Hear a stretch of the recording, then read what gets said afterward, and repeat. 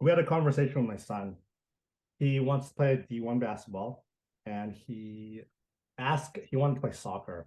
He needs some cleats. So we got him cleats, and we're like, hey, when's soccer starting? He's like, I can't play. Like, why? Because I need to improve my grades. I'm like, hold on, let's talk about this. Because I'm like, your best. And in Japanese, they call it Ganbatte.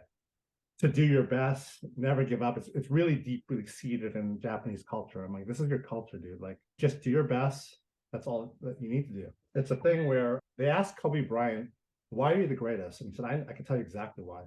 One moment. My first summer league, I didn't score a single point the whole summer.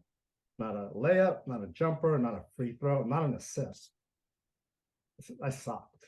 He said his dad came to him and said, Kobe, 0 points or 100 points, I love you.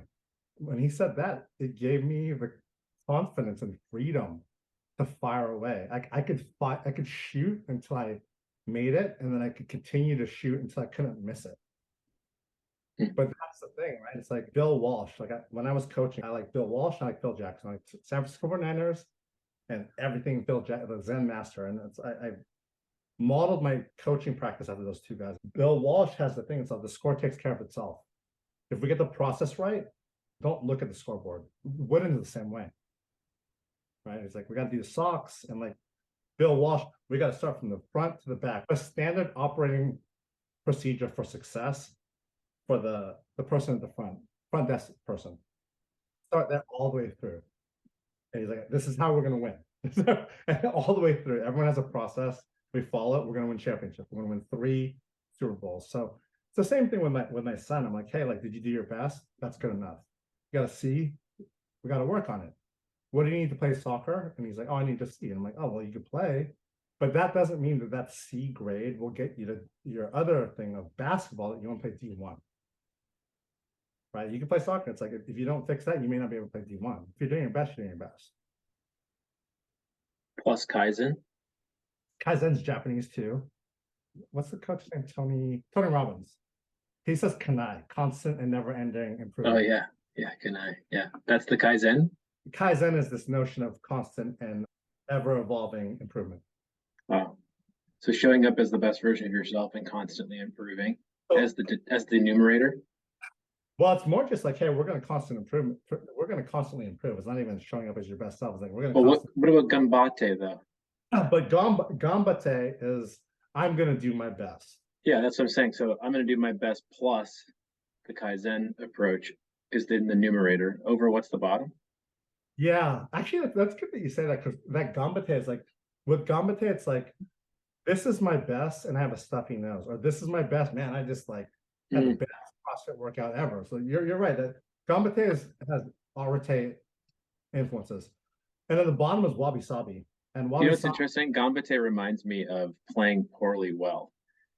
So showing up and doing the best that you can regardless of the circumstances. So playing poorly well is the concept. I think it's Bob Rutella who talks about it, but being able to, and sometimes that means you're hitting on all cylinders, because playing poorly well and doing your best are one and the same in that essence. But in other cases, it means you've shanked the ball 5, 6, 7 times in your round, and you've expected that. You've learned how to play poorly well. So your floor is there, and your new best, as Brian says, is your new baseline. But as Brian Kane talks about, right, that's the floor. So the idea of playing poorly well and then iterating is in the numerator. And then, sorry, the denominator is what? Wabi-Sabi. So Wabi-Sabi, it's perfectly imperfect or imperfectly perfect. They're both the same. Am I, Adrian, imperfectly perfect, or am I perfectly imperfect? Same thing. So it's almost a thing of like balancing your same thing. It's like, hey, I am where I am, right? And I'm not trying to be perfect, which is they just had that talk with Tal Ben-Shahar. It's like, you don't have to be a perfectionist. You could be an optimalist. I think this is part of it, is like, when you look at a bowl that has cracks in it, can you see the beauty in that? Tangent from Wabi-Sabi is this another Japanese concept called Kintsugi, where if you break a cup, they'll put it back together, and then they'll actually embolden the cracks with gold. So so that it looks like, oh, this is my scars are my medals, right? Mm. And it's like, no, like I broke it, but guess what? I put it back together. And look at it's art. When you're doing your best and you're going through the iterative process, you're going to get beat up, you're going to crack, you're going to fall, put it back together. That's part of the process. That's how you get stronger. That's literally how our muscles work. We break them down and bring them back up. Break them down and bring them back up. Right? I don't know if you see the exponential there. Tanoshi. Tanoshi. Tanoshi. Tanoshi. Tanoshi's fun. And what me and my wife is actually the one that says it the most. She goes, hey, the way you do one thing is the way you do all things. And my son has, and I'm like, oh, I could get down with that. And my son's like, no, that's not true. For years he's been saying that. And finally this 2 nights ago, he goes, oh, like, help us understand. I said, I'm not just gonna naysay you and swipe you, like, help me understand. He's like, well, it's not the way, like, I enjoy playing basketball. I don't like practice, but I do it because I want to play basketball. Right. And it's like, I could do it, everything the same, but I don't enjoy it. Like, oh, well, that makes sense.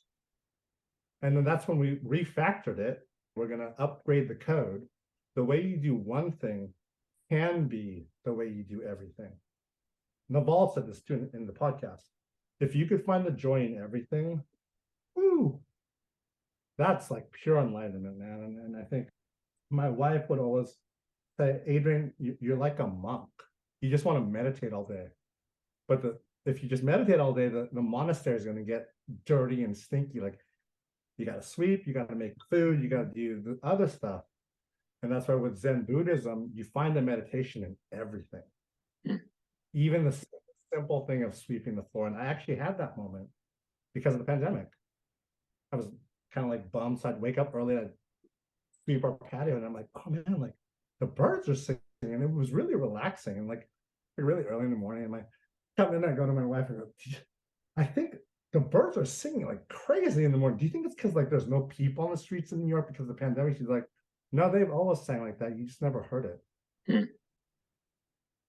And I think that's very much a mindfulness, a very present thing. And like the juice is there if we're present, if we could see it. And I think that's the thing that I told my son is that I love sweeping now. I actually really enjoy sweeping. It's crazy. How do you find the joy in sweeping? And that's why I told him, like, your mother and I work doing what we love. And you want to do basketball, right? And I told him, echoing Naval, it's like, who do you think will win? The person that's playing or the person that's working? They're doing the exact same thing. Oh, right, like I see you with a white hat on. They're both making white hats. And one is playing and one is working. Who's going to make more hats? Asking you. Who do you think? I think short term, the person who's working, but long term, the person who's found the joy or the passion or whatever the action is that they're doing, which in some sense is a little bit different and nuanced from what we were talking about earlier, like the idea of being able to bifurcate and do a lot of different things. And then you hear the maxim like master of what is it that you'd mentioned earlier? Jack of all trades, master of none. Yeah, jack of all trades, master of none. So that's the purpose, right? People try to find that mastery experience so that they can come back and they can actually love what they're doing. But what's interesting about what I think you're saying, and I think what you were sharing with your son, is to say, let's stop and let's think about everything that we're doing and realize that if we're doing something that we love and we're approaching it in a particular way, then we have the choice to approach it anything in that same way. In other words, it's a choice of ours that we're making. It's a mindset, it's a shift. So then make that connection in the idea of happiness and the Tanoshi piece. Again, come back. My wife, I love her. She's the blessing. She's my universe, my Emma, my everything. This is the first, when I met her on our first day, I'm like, oh, I started this nonprofit. It's called Do What You Love. I really want to help people get paid to do what they love. Like, discover their passions and monetize. And she gave me, I think it was I don't know if it was either my birthday or Valentine's Day. She gave me this cup. And the top is what I focus so much time on. Mm. And I didn't focus on this. And this is what we're talking about right now. The bottom half. Love what you do. It's already, do what you love is actually very hard. Because you have to define what you love, right? Like on the call yesterday, Nick, the 16-year-old Nick, find my purpose is like, I'm like, when I talk to him, this is what you do. Like, try and discover everything and love it, and you're gonna feel like, oh, this is it.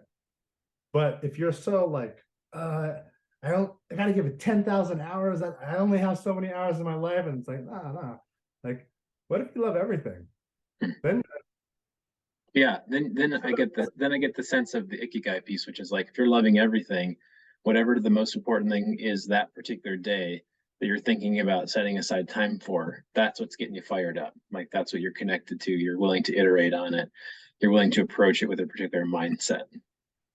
And I think that's the thing, is that I told him, I'm like, yeah, we just haven't got you there yet. Like, again, the dishwasher.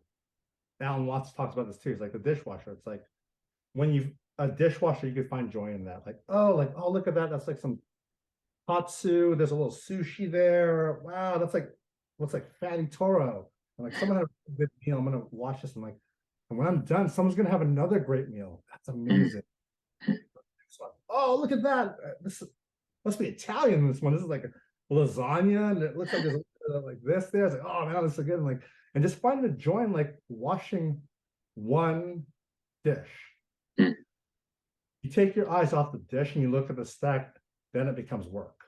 And it never gets done. Like, every time you put one out, another one gets put on top of the stack. It's like, oh man, this is like, then you feel like Sisyphus, right? Or you feel like Atlas, like, right?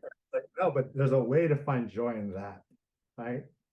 And for me, my wife didn't use play; she used a broom to teach me that. Tanoshi is the exponentializer. If you can apply fun to Ganbatte, fun to Kaizen, fun to breaking yourself, then you get Ikigai. And Ikigai, it translates to a reason for waking up in the morning, is a sentiment, but it's really like it's purpose, it's life's purpose. People typically will talk about Ikigai for the Okinawans because they have the most like centenarians there, like the oldest. They live a long time, and like, you'll be surprised how long you can live when you have a reason to wake up in the morning.